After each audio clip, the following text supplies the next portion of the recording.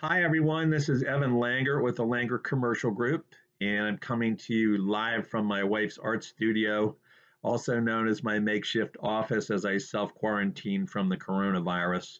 I apologize. As you know, art studios have track lighting and glare and other things along that line, and there's some of that behind me. And I apologize if that's distracting. Not much I can do about that, unfortunately, except talk to you in the dark. At any rate, today I would like to talk to you about one thing that I don't think gets enough consideration when people are looking at making an investment in a commercial property. Everybody looks at return, and they should. Everybody looks at location, and they should. Everybody looks at who the tenant is from certain standpoints, and they should. But one thing that I don't think gets enough attention, and it gets highlighted when we're in a down economy like this, is what industry is my tenant in if it's a single tenant building, or are my tenants in if I've got a shopping center or a multi-tenant building. We all know during this epidemic that we're enduring right now that restaurants can only do carry out or drive through or delivery. So, they're having a tough time. I read this morning that the Cheesecake Factory is telling all of its landlords that they can't pay their April rents. So that's a problem. I've talked to lots of past and present restaurant clients about how they're doing, and the stories aren't good. The hope is that we're going to dig out of this sooner rather than later, and that most of them are going to recover, but a lot of them are down 50, 60, 70%. And related industries, I've talked to people that are in those, and they're having similar problems.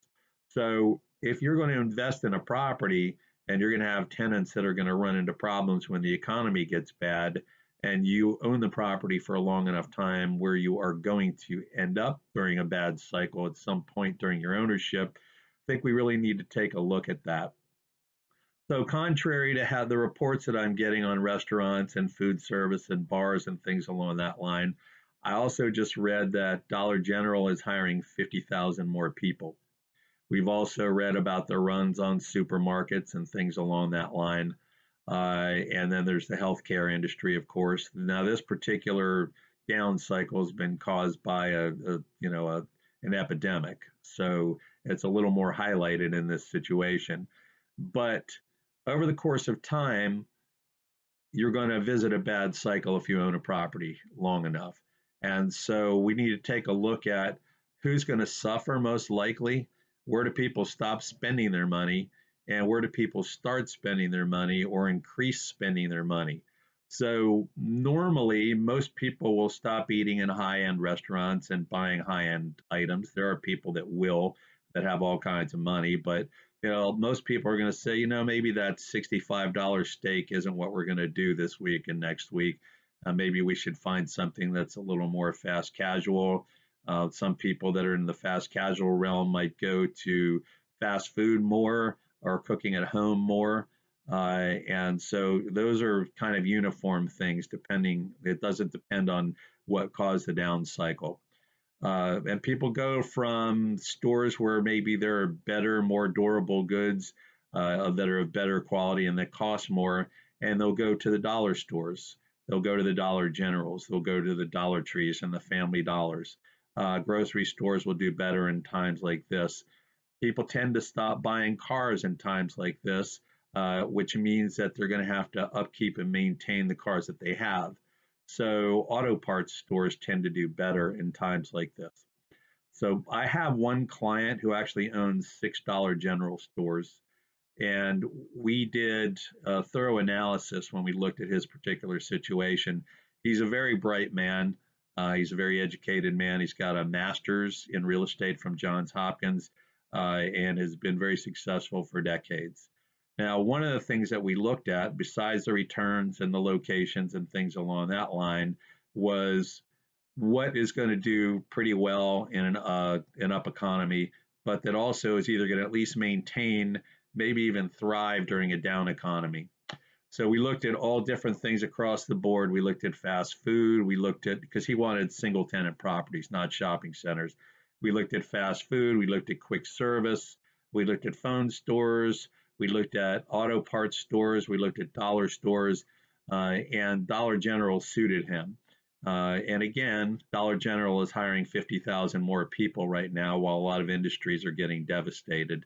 So they're a pretty good investment. They've got a pretty good return. Dollar General is a Fortune 136 company that signs on the lease. So even if there is some sort of devastation that wreaks reasonable havoc on them, you're still likely to get your rent from them. So that was a solution for this client. I think it's a solution for a lot of clients. Is Dollar General the only good investment? Of course not. Our dollar store is the only good investment? Of course not. But in this uncertainty that we're experiencing right now, it really highlights the fact that if you own a property long enough, you're going to go through 1, 2, 3 down cycles. And you do need to pay attention as to not just what's going to happen when things are hunky dory, but what's going to happen when these down cycles occur. Are my tenants going to be able to pay their rent? Do they have the credit? Are they in an industry that is likely going to at least maintain, if not do even better in the downtime? So that's something that I think we need to consider. When I talk to you about your investment parameters, I'm going to ask a lot of questions. There's a lot more to it than this, and we're going to get something that fits your risk tolerance, your returns that you expect, and a lot of other factors. So this is just one that I think we can consider. I'm going to ask you a lot of questions, and we're going to be thorough, and we're going to take our time, and we're going to come up with the best investment for you. But I do want to highlight various factors for you over the course of these videos that I'm doing. Give me a call and let's talk specifically about where you are with your investments and what you're looking for. I can be reached at Langert at the Langert Group. That's Langert at the Langert Group. ELAN as in Nathan, GERT as in Thomas at the Langert Group. And my phone is 443 529 0505. 443 529 0505. Take care out there. God bless and have a great day.